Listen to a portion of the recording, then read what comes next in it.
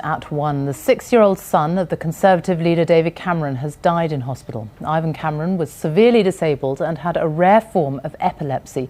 He was taken ill overnight and rushed to St Mary's Hospital in London, where he died in the early hours of this morning. The Prime Minister, Gordon Brown, and his wife Sarah, whose own baby daughter died in 2002, sent their condolences to the Camerons, saying the thoughts and prayers of the whole country were with them. From Westminster, Vicky Young reports. David Cameron has spoken movingly about caring for his severely disabled son, how the experience influenced his politics, but above all the joy Ivan brought the family. He was born 6 years ago with cerebral palsy and epilepsy. It left him unable to walk, talk or feed himself. He suffered seizures most days and required 24-hour nursing care. In an interview 3 years ago, Mr Cameron spoke of the close bond with his eldest son. He's a wonderful boy and he's got those lovely sort of eyes, and he definitely interacts with us, the way he looks at you and the way he moves his head and things. But he often is in a lot of pain, and he has the thing that worries us is his quality of life. At Westminster, it was one of those rare days where party politics was set aside. Gordon Brown cancelled Prime Minister's questions for the first time since the death of Labour leader John Smith. Instead, the man who himself lost a child 7 years ago paid an emotional tribute to Ivan Cameron. I know that in an all too brief young life, he brought joy to all those around him. And I know also that for all the days of his life, he was surrounded by his family's love.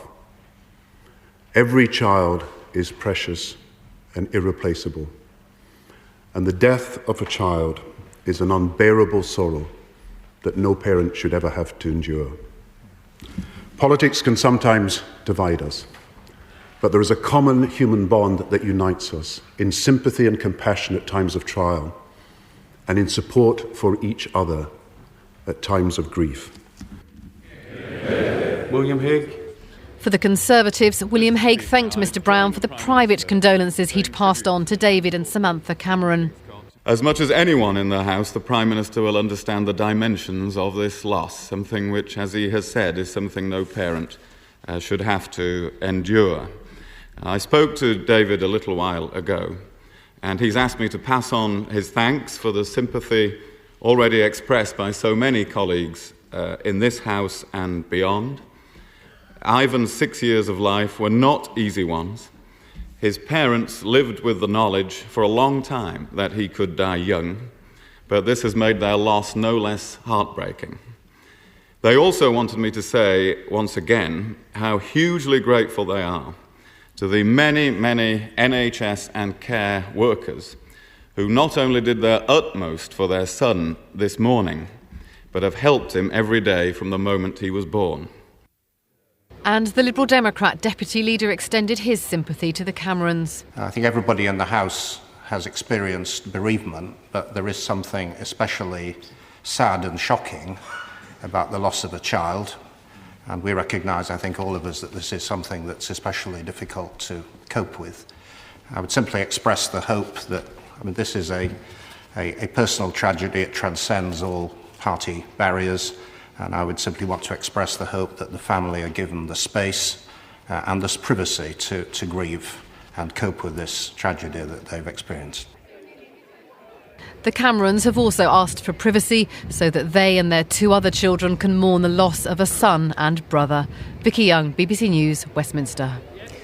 The Camerons found out shortly after Ivan was born that he would be severely disabled. Our health correspondent Sophie Hutchinson has been looking at the condition that dominated his life. Yes, well, David Cameron's son Ivan suffered from complex conditions which left him severely disabled from birth. We understand he had a combination of cerebral palsy and a very rare and severe type of epilepsy. It's known as Ohtahara syndrome and is characterised by epileptic seizures, often within the first 10 days of life. The prognosis is very poor. It isn't a very good outlook for children with Ohtahara syndrome. It's a condition of epilepsy that develops usually in the very first days of a child's life. Very often it's extremely resistant to anti-epileptic drug treatment. Consequently, the child will continue to have seizures. Very often there are other medical conditions associated, not just epilepsy, but unfortunately the outlook isn't very good for children with that syndrome. The Camerons tried to give Ivan as normal a life as possible, but his complex symptoms and disabilities meant that he remained completely dependent on others for the basics and needed 24-hour care and supervision because of the risk of seizures. Children with Ohtaharo syndrome make very little developmental progress during their lives and often die within the first 2 years. But it's important to stress that this is an exceptionally rare and severe type of epilepsy. Sophie. Thank you very much. Well, our political editor, Nick Robinson, is at Westminster. They have always known, Nick, that he could die young, and very young, but this is still going to come as a terrible shock. That's right, as people have said, no one can imagine how terrible it is to lose a child, not even if you know that that child will have a very short life. And David and Samantha Cameron did know that from the moment they learnt of his terrible disabilities. He couldn't walk, he couldn't talk. At one stage his drug treatment meant he couldn't even respond to them in the way they'd got used to. But just to give a little insight to their life, I spoke to somebody close to the Camerons who recall the day that David Cameron walked into the office and said, "Ivan's got his smile back." They'd changed his regime and he could respond. David Cameron spoke about this once in an interview, saying that he was philosophical about the fact that his son wouldn't live to old age and that they simply had to live each day at a time. Prepared though he was and his wife for this day, nothing in a sense can prepare you for the loss of a child. And people have often spoken about the influence that it must have had, or the impact it must have had on David Cameron looking after a son with such a severe disability. They've spoken, he's spoken occasionally, and let's be honest, Sophie, it was not without controversy that he allowed photographs to be taken of his son and spoke on occasion of the fact that he'd experienced this problem and had therefore had to depend on the NHS. But when I spoke for a documentary I made to friends of the Camerons, some of whom had become friends as the result of the fact that they were also parents of severely disabled children, they argued that, frankly, he could not have not talked about this. It profoundly had shaped him and shaped the man he'd become. He is, after all, David Cameron, a man from a very privileged background who, up until the birth of his son, had had a very lucky, a charmed life. He would say that.